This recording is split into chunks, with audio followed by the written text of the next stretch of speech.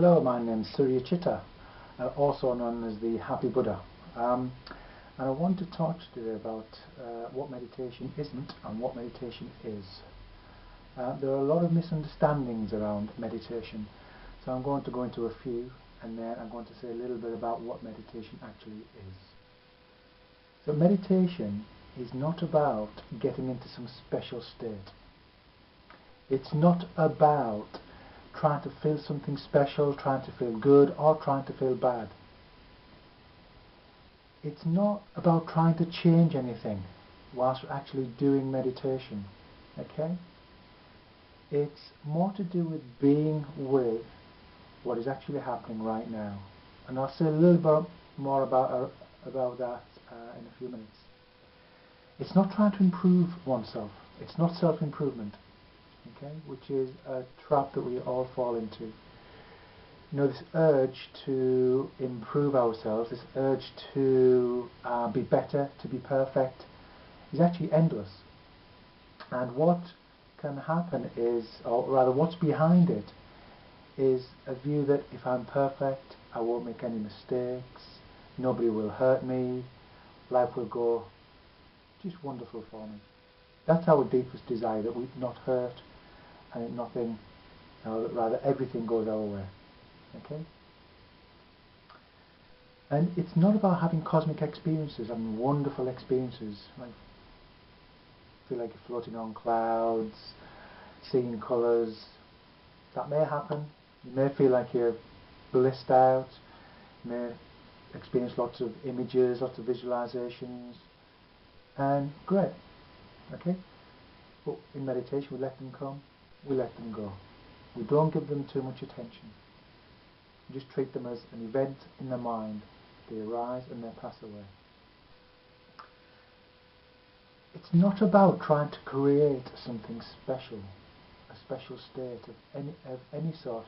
In fact, it's not about trying in the usual sense of the term. So what is it about? What is meditation about? Well, it's about you, the meditator. That's what meditation is about. It's taking a good, honest look at who you think you are. We all have illusions about ourselves, and meditation is about seeing those illusions and allowing them to fall away and facing reality about life, about ourselves. It's about being with the experience that we're having right now. So if you take your attention to what's happening now, you'll find very subtle sensations of sitting on a chair or a bed, subtle sensation of your feet on the ground, sensations of the bodily sensations, maybe sounds. Yeah? And that's what we're being with in meditation, just what is actually happening now. Because so often we get lost in this wanting and wishing for something better. Yeah? And it's all mind stuff. It's all created by the mind, which takes us away from actually what is. We can only be at peace and happy when we're able to be with what is. And that includes the very, very mundane activities of walking down the street, walking down the stairs, getting up in the morning, tying our shoelaces, going to the toilet, drinking a cup of tea, talking to somebody we don't like. Yeah? It's those mundane, ordinary experiences that we must come to terms with. We start to bring awareness to those simple, everyday activities. And that's why sitting meditation is so important, because that we learn how to do it, in a sense. We learn how to just be with what is. And then you find you're off on some scenario, on some wishing for a better future, or being anxious about the future, regretting the past, or wishing for a life that you used to have. And it's all just fantasy. So with meditation, we're bringing ourselves back, just here, right now. Nothing special. I'm not looking for an exciting experience. Because exciting experiences, they come and they go. You can't rely on them. What we can rely on is an ability to be present with whatever is arising, whether it's sadness, fear, joy, grief, boredom, frustration, bliss. We just allow it all to happen. And the main object, if you like, of meditation is the body, because the body is always present. And as we come into the body, come out of this incessantly thinking mind and come into the body quietens down. And the body starts to release its tensions, but that's not the purpose. We don't go into the body, as it were, with the purpose of sorting something out, getting rid of something, changing something. We just rest there. Feel those subtle sensations in the body. Maybe a little tightness around the belly. Often there's tensions in the body that have been there for some of us decades and we've not realised it. So we just come back to the body, to the sensations in the neck, in the throat, the lips resting gently together, and the breath. And come back to the breath. It's that rhythm of breathing, the rhythm of the breath. And whilst meditating, there's no need to judge ourselves, or criticize ourselves, or condemn ourselves in any way. I think there's quite often a view that if I criticize myself for not being good enough, it'll make me a better person.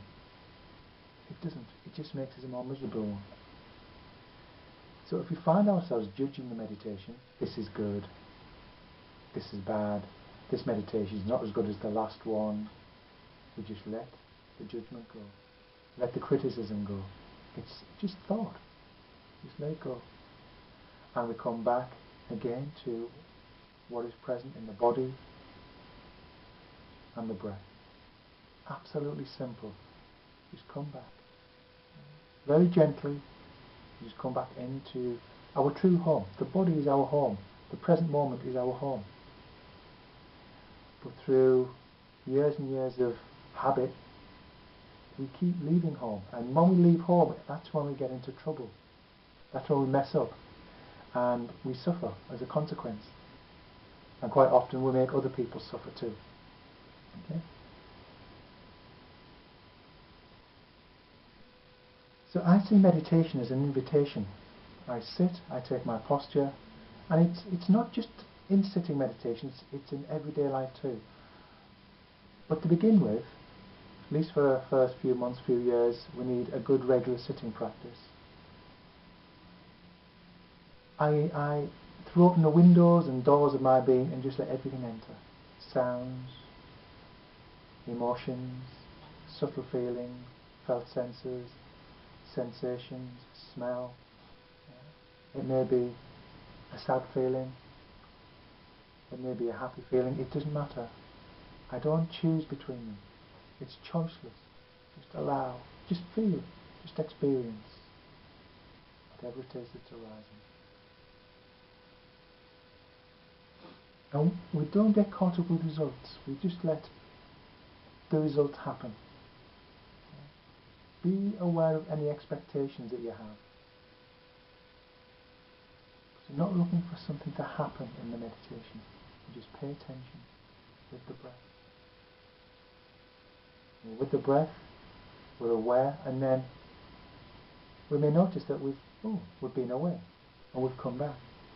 The mind has been away, somewhere else, thinking about our current job, current boyfriend or girlfriend, thinking, I'll just come back. It's amazing how attached we become to the stories in our mind, even if they cause us suffering. Yeah? We're attached to our suffering, and it's good to see this. And yet quite often we don't want to be happy. There's a story of a man and woman sitting together of an evening by the fireside, and he says, I don't make you happy. I think you should leave me. I don't make you happy anymore. And she turns to him, she says, what do you mean? I don't want to be happy. I want to be with you. Yeah? So that's the attitude that we have. If someone were to come along to you and say, I can take your suffering away, it's very difficult to actually let it go because we're identified with it. Give me your suffering, I can make you happy. Yeah? Give me your suffering. But we won't. Yeah? We don't want to give it away, we're attached to it, we're identified with it. So with meditation we slowly, gradually see how we create suffering and we let it go. Just little by little. And we stop creating unhappiness. And in the space of when we cease to make ourselves unhappy, happiness happens. Happiness isn't something that we create. We stop doing its opposite, unhappiness.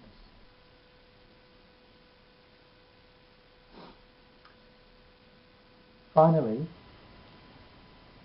one of the keys of meditation is realizing that what we are aware of is less important than being aware. Yeah? So the content of awareness is less important than actually the awareness of it. Yeah? So it's this awareness that seems to strengthen, seems to increase. That's not how it is. Awareness is complete here and now. But because of our tendency to get lost in thought, our awareness sort of shrinks into the head. So what we do is we just come back. We just notice that shrinking, that preoccupation with thought, and we come back. We can be aware of that. Come back to awareness. It's the awareness of, the mindfulness of, the ability to be aware that is most important. And that is what frees us from suffering.